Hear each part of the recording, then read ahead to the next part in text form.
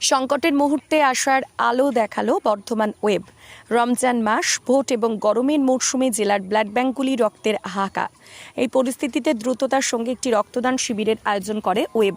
সঙ্গে ছিল সমৃদ্ধি institute of nursing. প্রবল রক্ত সংকটের কথা মাথায় রেখে প্রচুর মহিলা রক্তদাতা এদিন শিবিরে রক্তদান করেন। শুভ্রা পাল, শশী শালিনী তীরকে, অলিভিয়া গুপ্তারা জানান, এই কঠিন পরিস্থিতিতে রক্তের আকাল মেটাতে এই উদ্যোগ।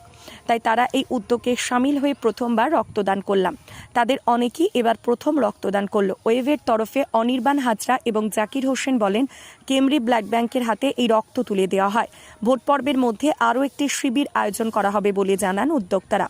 এই উদ্যোগে সামিল হয় ফটোসিনথেসিস গ্রুপের সদস্যরা। আজকের শিবিরে মোট ৪২ জন রক্তদান করলেন। এর মধ্যে ১৮ জন আজ প্রথম রক্ত দিলেন। পরিতোষীলের রিপোর্ট, সোজাকথা নিউজ, পূর্ব বর্ধমান। হঠাৎ রক্তদান শিবির, কারণ রক্তদান শিবিরের কারণটা হচ্ছে এখন রমজান মাস, সামনে ইলেকশন এবং প্রচণ্ড গরমের জন্য। তো এখানে আমরা 50 জনের মতো টার্গেট রেখেছি সবাইকে ব্লাড ক্যাম্প ডোনেশন করানোর জন্য। তো এখানে সবথেকে বেশি মহিলা সংখ্যাটা বেশি।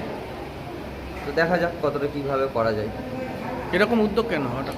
এই উদ্যোগটা হচ্ছে বর্ধমান ওয়েব থেকে, আর দ্বিতীয়তম হচ্ছে সমৃদ্ধি ইনস্টিটিউট অফ নার্সিংয়ের তরফ থেকে, দুজনের তরফ থেকে এই উদ্যোগটা নেওয়া হয়েছে। আর এখন তো ব্লাড ব্যাঙ্কে এখন ব্লাডের জন্য প্রচুর ক্রাইসিস চলছে, তাই আমরা ভাবলাম যে এই উদ্যোগটা নিয়ে আমরা আরও এগিয়ে যেয়ে আরও ভালো কিছু কাজ করার জন্য। বেশি সংখ্যক মহিলাদেরই চিন্তা ভাবনা কেন? হ্যাঁ, এখানে মহিলা সংখ্যাটাই বেশি। এখানে ছেলেদের থেকে মহিলারাই বেশি ব্লাড ডোনেট করতে ইচ্ছুক, তার জন্য আরও বেশি কিছু। কতজনের মতো দিচ্ছে? এখানে প্রায় আমরা 50-60 জনের মতো টার্গেট রেখেছি। কতগুলো হয়েছে? আপাতত এখন 15-20 জন অলরেডি হয়ে গেছে। মহিলারা বেশি দিয়েছে, এখন মহিলারা 10 জনের মতো দিয়েছে, ছেলেরা 7-8 জনের মতো হয়েছে। আমার নাম আর পরিচয়? আমার নাম হচ্ছে শেখ জাকির হোসেন, ঠিকানা হচ্ছে সয়ডি।